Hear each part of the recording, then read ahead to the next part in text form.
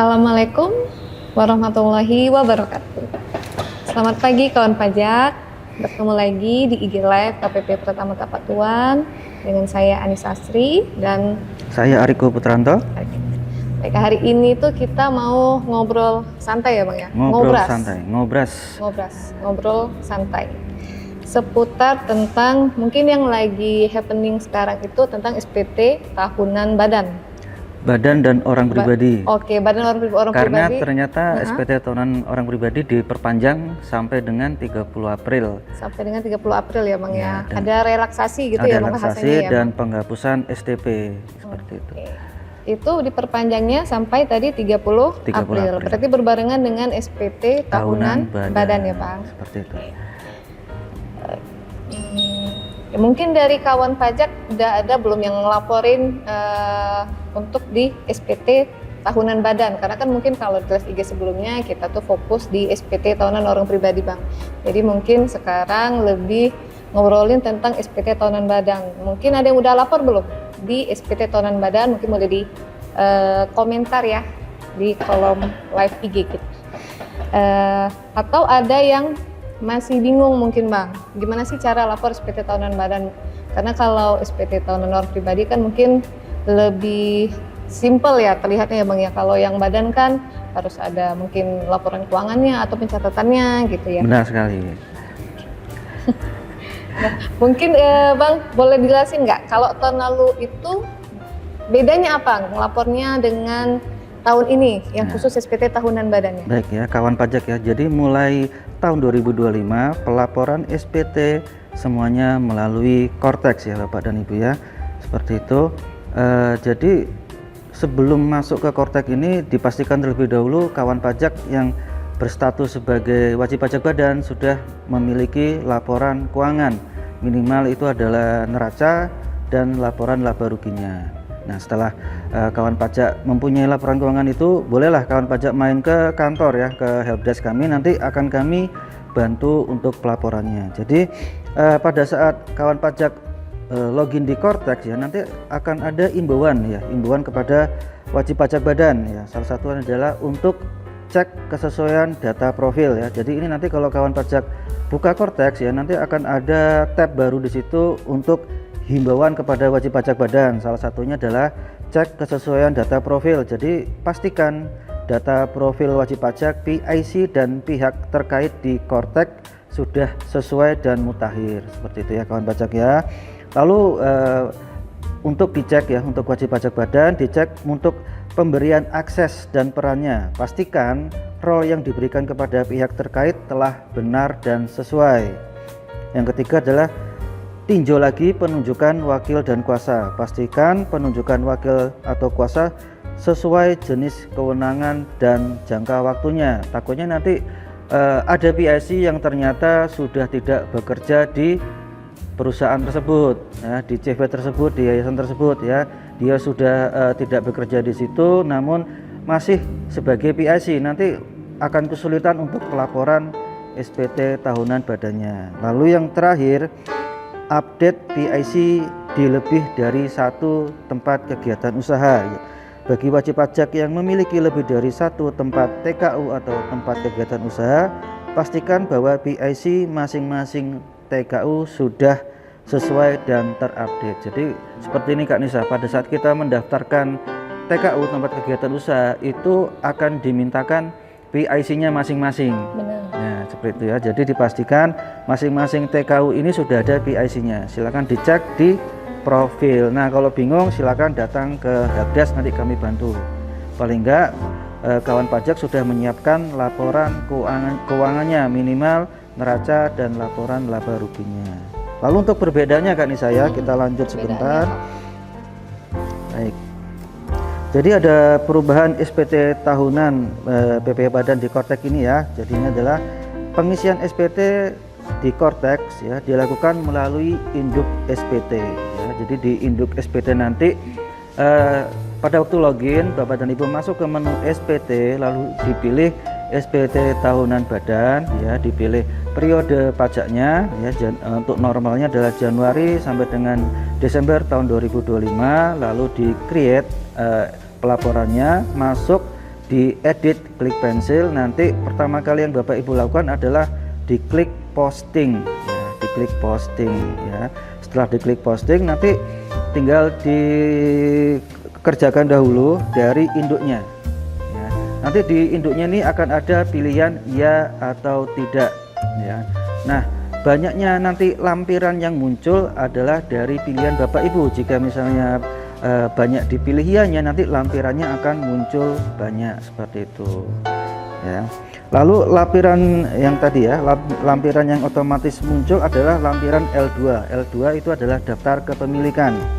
Dan lampiran L11B yaitu adalah perhitungan biaya pinjaman yang dapat dibebankan untuk keperluan penghitungan PPh ya. Lalu selanjutnya adalah terdapat 12 sektor usaha lampiran keuangan ya. Jadi di L1 adalah sektor keuangan. Nah, ini nanti itu ada 12 sesuai dengan sektor usaha yang Bapak dan Ibu pilih di induk. Jadi nanti berpengaruh banget ya.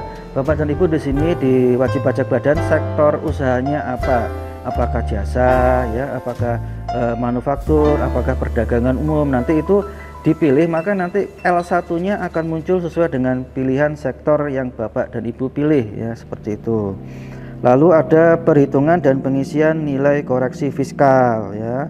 Selanjutnya adalah yang baru adalah daftar harta pada lampiran perhitungan biaya penyusutan dan amortisasi fiskal dipecah per kelompok aset. Lalu terdapat data prepopulated tetapi editable. Nah, ini Bapak Bu ya. Jadi ada bukti potong prepopulated. Jadi istilahnya bukti potong yang sudah di-create oleh lawan transaksi akan muncul otomatis pada saat pertama kali kita klik tombol posting di induk. Nanti akan muncul bukti potong prepopulated. Nah, namun bukti potong ini masih bisa diakui atau tidak diakui ataupun ditambah kawan pajak seperti itu. Karena apa? Bisa jadi data tersebut salah ya. Bisa jadi lawan transaksinya menginput NPWP salah, maka yang di situ adanya NPWP badan Bapak dan Ibu, nanti Bapak Ibu bisa bisa menghapus kalau ternyata transaksi itu tidak ada, atau transaksi itu misalnya DPP-nya salah, seperti itu ya, bisa terjadi. Atau atas satu kegiatan muncul berapa kali bukti potong, nah itu bisa dihapus. Nantinya pastinya akan ada konfirmasi ya Kak Nisa. Konfirmasi Nanti ke lawan transaksi ya Bang? Ya, konfirmasi ke lawan transaksi, dan nanti akan ada dicek ya. Jadi setiap SPT tahunan yang Bapak dan Ibu buat nanti akan dicek oleh AR, account representatif. Nah, nanti di situ pasti akan di cross check. Kenapa ada bukti potong yang dihapus ya, seperti itu. Jadi nanti Bapak dan Ibu pada saat menghapus bukti potong, Bapak Ibu pasti harus melakukan pencatatan. Karena nanti pada pertengahan tahun mungkin akan dicek oleh AR, Bapak Ibu mungkin lupa kenapa ini dihapus dulu ya. Nanti Bapak Ibu bikin pencatatan tersendiri bahwa bukti potong nomor ini itu salah, seperti itu. Misalnya lawan transaksinya ini salah NPWP-nya ya, atau DPP-nya salah, seperti itu ya. Kalau di Tapatuan kebanyakan itu adalah konstruksi. Jadi wajib pajak badannya atau CV-nya ini bekerja sama dengan instansi pemerintah, maka nanti akan terbentuk bukti potong final ya Pak ya, kawan pajak ya. Jadi bukti potong final ini nanti atas transaksi tersebut sudah final. Jadi maksudnya final itu tidak akan dihitung lagi pajaknya, karena pajak atas konstruksi ini sudah dipotong oleh lawan transaksi. Jika misalnya di Tapatuan biasanya dipotong oleh instansi pemerintah. Kebanyakan CV-CV di sini atas konstruksinya bekerjasama dengan instansi pemerintah, seperti itu. Baik, kita langsung ke langkah umumnya ya. Boleh. Jadi tadi sudah di spill ya. Jadi Bapak dan Ibu login terlebih dahulu ya ke Cortex, tentunya dengan NIK PIC ya. Jadi dengan KTP lagi, tidak dengan NPWP badan ya. Jadi NPWP badan atau CV itu hanya dilakukan pertama kali pada saat aktivasi dan untuk menginput PIC-nya. Nah, semua kewajiban perpajakannya di SPT masa maupun SPT tahunan semua menggunakan NIK PIC. Nah, di NIK PIC tadi silakan untuk melakukan impersonating ke NPWP badannya. Jadi atas PIC tadi dia impersonating ke NPWP badan yang mana? Karena bisa jadi Kalau misalnya tadi dia konsultan pajak, tadi dia bisa membawai atas beberapa wajib pajak badan seperti itu. Nanti tinggal dipilih akan melakukan kewajiban perpajakannya atas wajib pajak badan yang mana. Nah, jangan sampai salah gitu ya. Jadi atas wajib pajak ke badan yang mana. Nanti munculnya banyak gitu deh Bang ya. Kalau dia sebagai konsultan pajak ya itu bisa banyak. Atau misalnya dia pemilik CV atau badan dari beberapa PT gitu ya, nanti muncul banyak. Nah, ini yang dipastikan mau yang dilaporkan yang mana terlebih dahulu seperti itu. Karena kan harus mempersiapkan laporan keuangannya juga. Benar. Jadi laporan keuangannya yang siap yang mana ya.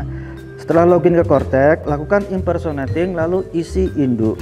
Lalu dilengkapi lampiran-lampirannya. Jangan lupa laporan keuangan tadi itu kepake ya Bapak dan Ibu ya. Silakan untuk diimpor ke PDF atau di save ke PDF. Nanti atas PDF ini akan diupload ke Kortek ya. Jadi laporan keuangan ini selain diinput nanti di lampiran juga nanti akan diupload. Nah, tentunya kalau ini adalah diupload harus ada tanda tangan direktur dan stempel perusahaan. Nah, bagi yang belum punya stempel atau stempelnya hilang, bikin dulu sebelum melakukan pelaporan. Karena itu bentuk keabsahannya juga ya Bang. Bentuk keabsahan. Jadi pada saat nanti kawan pajak Bapak dan Ibu ya akan melakukan pelaporan SPT tahunan, jadi Bapak Ibu bingung, pastikan datang ke kantor pajak membawa laporan keuangan yang sudah ditandatangani oleh direktur lalu distempel. Lebih baik sudah dalam bentuk file, sudah dalam bentuk PDF, nanti kita tinggal input ke Kortex lalu kita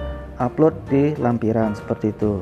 Nah, yang pertama di sini adalah pengisian bagian induk ya. Jadi Bapak dan Ibu akan memilih sektor usahanya, ini atas CV atau PT-nya ini bergerak di bidang usaha apa. Ya, apakah perdagangan umum, apakah konstruksi, karena kalau di tapak tuan kebanyakan di konstruksi seperti itu. Nah, itu pengaruhnya nanti ke mana? Ke lampiran L1-nya. Lampiran L1 di laporan keuangannya berarti. Ya, di laporan keuangannya nanti seperti itu. Lalu hal yang sering terjadi adalah lupa isi lampiran. Jadi kalau nanti lupa isi lampiran akan ada notif nggak bisa terkirim Bapak dan Ibu ya. Jadi harus diisi laporan keuangannya sesuai dengan kondisi realnya yang ada ya. Lalu data laporan keuangan belum sesuai, nanti kalau data laporan keuangan belum sesuai nanti yang dicek adalah dari bagian akun representatifnya, dari bagian pengawasan ya.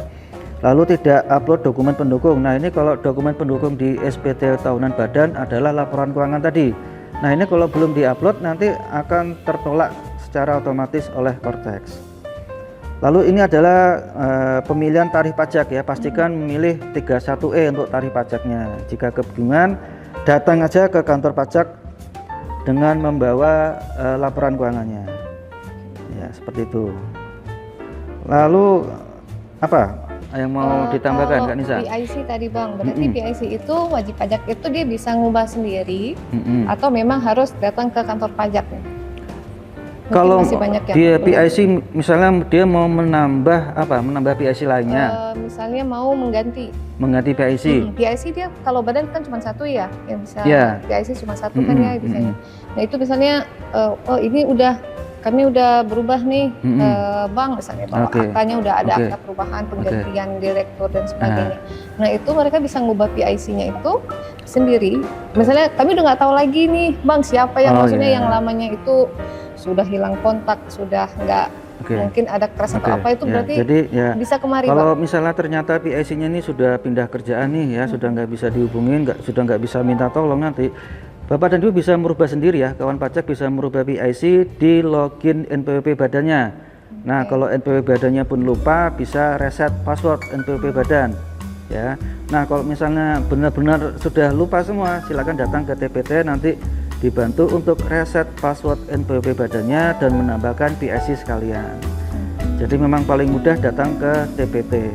Datang ke kantor pajak kantor pajak terdekat ya berarti ya. Dipastikan yang datang direktur ya. Kita takutnya bukan direktur minta ganti ya nggak boleh, ya kan? Kita ganti PIC seperti itu. Hanya mungkin bukti pendukungnya perlu ada mungkin aktanya ya Bang ya, kalau memang sudah berubah dari direkturnya mungkin ada akta perubahannya ya untuk bukti pendukung penggantian PIC tadi. Nah kemudian tadi ada pre-populated gitu ya Bang ya. Mm-mm. Ada bukti potong yang memang mungkin itu salah satu kemudahan dari Cortex gitu ya Bang. Karena kalau yang tahun lalu mungkin harus memang di-input manual gitu ya. Memang walaupun di Cortex tetap ada dibuka menu untuk input bukti potongnya secara manual, Untuk tapi edit, hapus, tambah. gitu ya. Jadi yang kalau memang di wilayah Tapak Tuan ini memang banyak konstruksi, jadi memang instansi pemerintahnya mereka langsung menerbitkan bukti potong yang langsung masuk ke rekanannya atau lawan transaksinya ya Bang ya. Jadi kan Cortex ini hal yang baru ya. Tahun 2025 hal yang baru, mungkin masih banyak instansi pemerintah atau lawan transaksinya yang bingung. Mungkin itu bukti potongnya belum pernah dibuat, atau dia dibuat tapi salah. Misalnya seperti ini, hanya ada satu kegiatan tapi yang muncul 3 bukti potong, itu semuanya sama semua jumlahnya. Atau mungkin sebenarnya dalam 1 tahun pajak itu ada 10 kegiatan namun baru ada 1, atau salah input DPP. Jadi banyak sekali hal-hal kemungkinan yang terjadi Bapak Ibu ya, karena Cortex ini adalah hal yang baru dan kami pun maklum. Yang penting Bapak dan Ibu kawan pajak di sini punya pencatatan tersendiri ya, punya pencatatan sendiri. Kalaupun nanti harus input manual bukti potongnya, itu kan ada nomor bukti potong ya Kak Nisa ya. Jadi memang lebih baik adalah menghubungi lawan transaksinya. Kalau di sini mungkin instansi pemerintah, ditanyakan misalnya bukti potongnya ini kok tidak pre-populated, berarti apakah belum dibuat. Nah kalau misalnya belum dibuat, silakan dibuat terlebih dahulu bukti potongnya, seperti itu Kak Nisa. Memang terkadang ada wajib pajak badan datang berdasarkan dari laporan keuangannya dia punya penghasilan segini yang konstruksi ya Bang. Ternyata ketika dibuka di lampiran bukti potongnya berbeda nih, ada selisih gitu ya. Makanya memang harus dicek oleh si wajib pajak badannya apakah kira-kira yang mana yang belum diterbitkan oleh si instansi pemerintah. Itu pentingnya pencatatan tadi ya Bang ya. Jadi pada misalnya nih wajib pajak badan konstruksi ya, pada saat nanti dia posting lalu dia memilih bahwa dia ada penghasilan final ya, nanti akan muncul lampiran 4.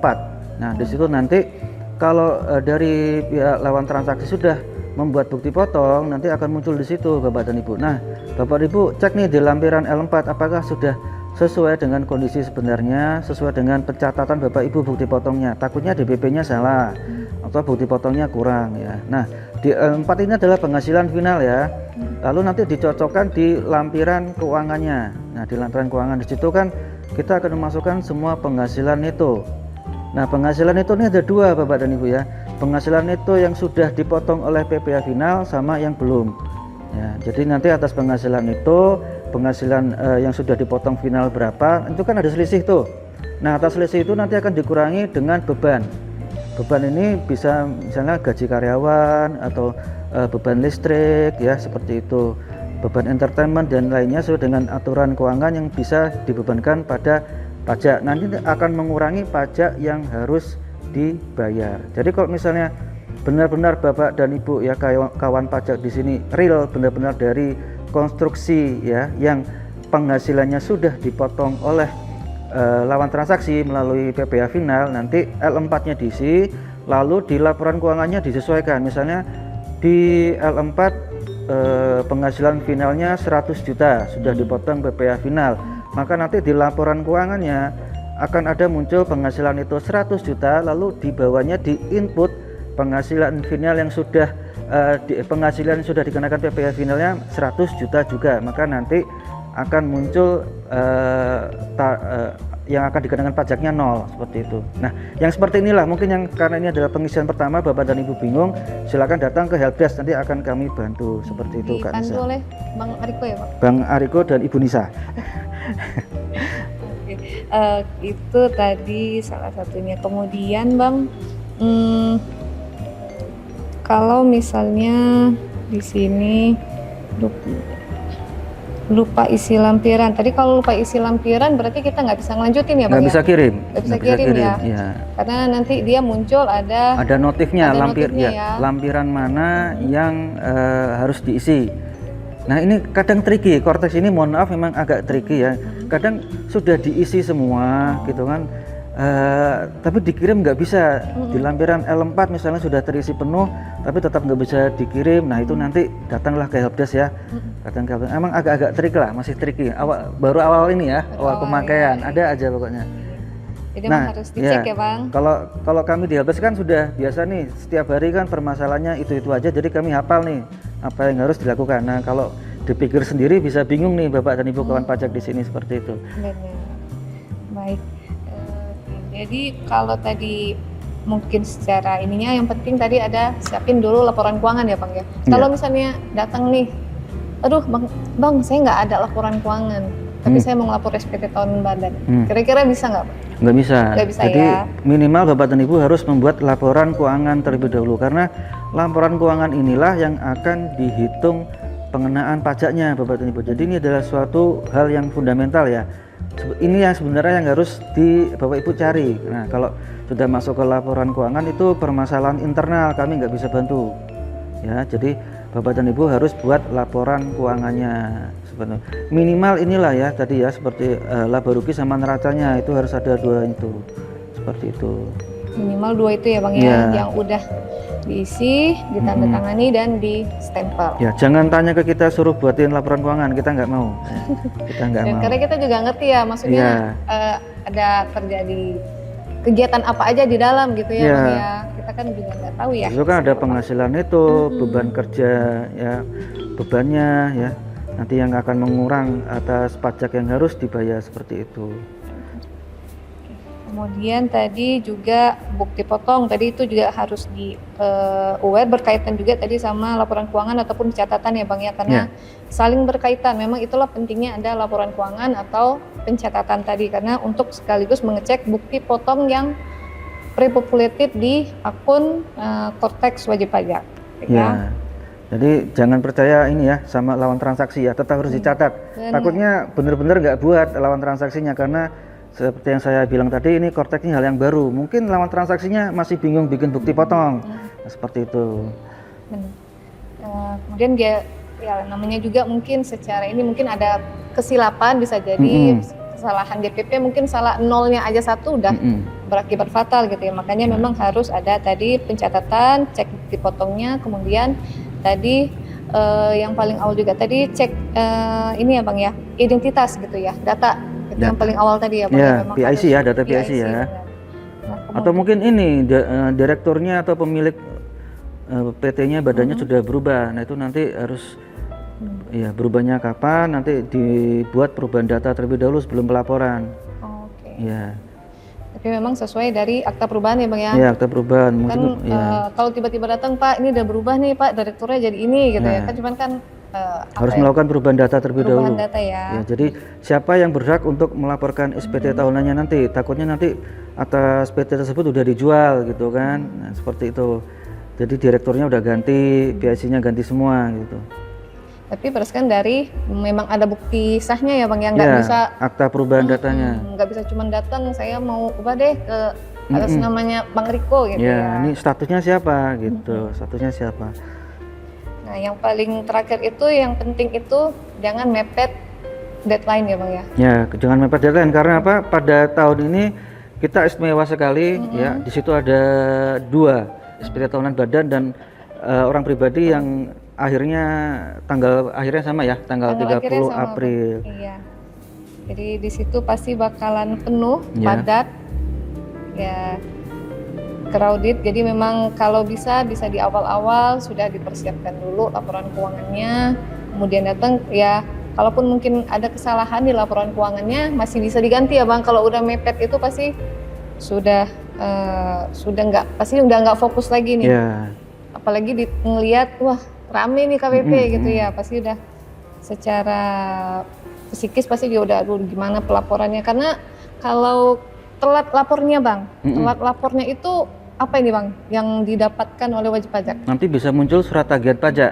Surat tagihan pajak. Ya, sekalian saya ingatkan lagi ya untuk wajib pajak orang pribadi yang belum melakukan pelaporan sampai tanggal 31 Maret, Bapak dan Ibu jangan khawatir, Bapak dan Ibu masih bisa untuk melakukan pelaporan sampai dengan akhir April ya, sampai dengan akhir April silakan melakukan pelaporan dan nanti tidak akan muncul surat tagihan pajak, ataupun ternyata sudah tercreate sudah muncul, nanti akan dilakukan penghapusan atas surat tagihan pajak tersebut ya. Namun yang perlu digarisbawahi adalah yang dimundurkan ya, yang diberikan relaksasi adalah untuk pelaporan SPT tahunan orang pribadi saja.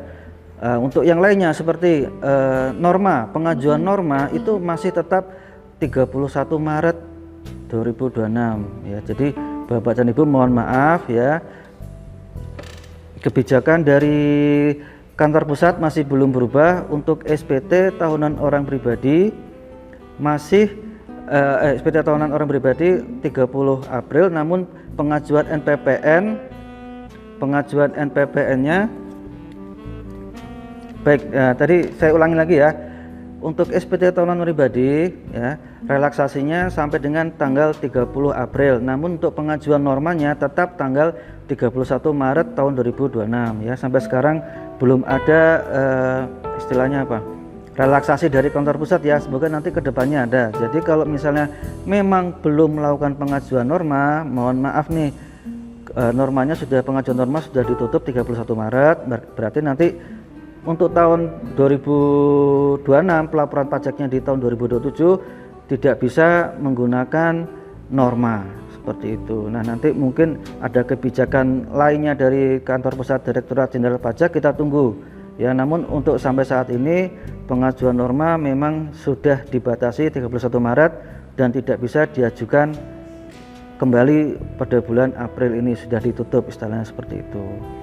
Nah, kami mohon maaf juga jika memang selama ini ya informasi dari KPP, dari kami selaku penyuluh mungkin dirasa kurang, namun kami sudah ini bolak-balik ya untuk norma ini ya. Kita sudah mengirimkan surat ke wajib pajak orang pribadi yang tahun sebelumnya sudah terbiasa menggunakan norma ya. Jadi kita kemarin mengirimkan surat. Nah, surat ini entahlah ya, kita sudah kirimkan, mungkin Bapak dan Ibu tidak terima karena mungkin alamatnya bisa di kantor ya, namun kantornya Bapak Ibu sudah ganti, mungkin bisa jadi, atau Sudah mungkin pindah gitu ya. sudah pindah, atau mungkin surat tersebut tidak nyampe. Namun yang pasti kita sudah mengirimkan surat, lalu kita sudah posting di Instagram kita ya Bapak dan Ibu, seperti itu.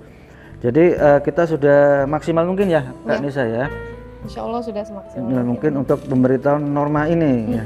Oke, mungkin itu aja ya Kak Nisa ya, informasi dari saya. Mungkin ada yang mau dilanjut atau mau ditambahkan, silahkan Kak Nisa. Oke, baik. Terima kasih Bang Riko. Mungkin cuman saya mau merangkum gitu ya Bang ya, apa-apa aja tipsnya tadi. Ngerangkumnya itu yang pertama tadi yang baru Bang Riko bilang, untuk relaksasi tadi hanya berlaku untuk SPT pelaporan SPT tahunan orang pribadi sampai dengan 30 April. Hanya untuk pelaporan gitu ya Bang ya. Tapi untuk pengajuan normatif itu sudah ditutup di 31 Maret kemarin.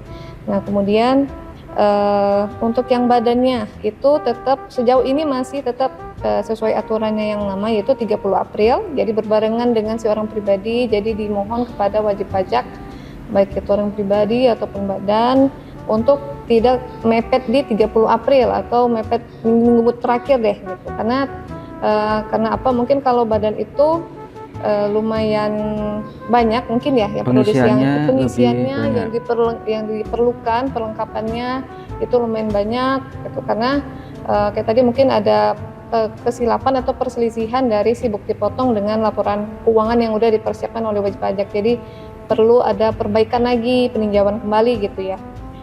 Karena kalau udah mepet ada kesalahan itu pasti pikirannya sudah nggak jernih ya Bang biasanya gitu ya. Nah, kemudian yang perlu dipersiapkan tadi untuk badan adalah yang pertama cek kesesuaian data, itu baik itu PIC atau mungkin memang sudah ada perubahan dari penanggung jawab badan itu sendiri. Kemudian mempersiapkan laporan keuangan, minimal itu adalah laba rugi dan neraca yang sudah ditandatangani dan juga distempel untuk keabsahannya. Kemudian kalau sudah masuk di korteksnya itu kita harus cek tadi adalah kesesuaian bukti potong. Nah, jadi boleh dicek kesesuaian bukti potongnya tadi apakah memang sudah sesuai dengan yang pencatatan oleh wajib pajak tadi. Kemudian yang tadi terakhir, tolong jangan mepet akhir gitu ya Bapak Ibu ya, supaya kita mungkin sama-sama nyaman, Bapak Ibu nyaman, kita juga nyaman untuk melayaninya gitu. Baik, itu aja kali Bang ya. Ngobrol hari ini, ngobrol santai yang singkat tentang SPT tahunan badan melalui Korteks untuk tahun pajak 2025. Baik, gitu aja. Ya, Oke, baik, terima kasih kepada kawan pajak udah mengikuti live IG kita pada hari ini. Wassalamualaikum warahmatullahi wabarakatuh.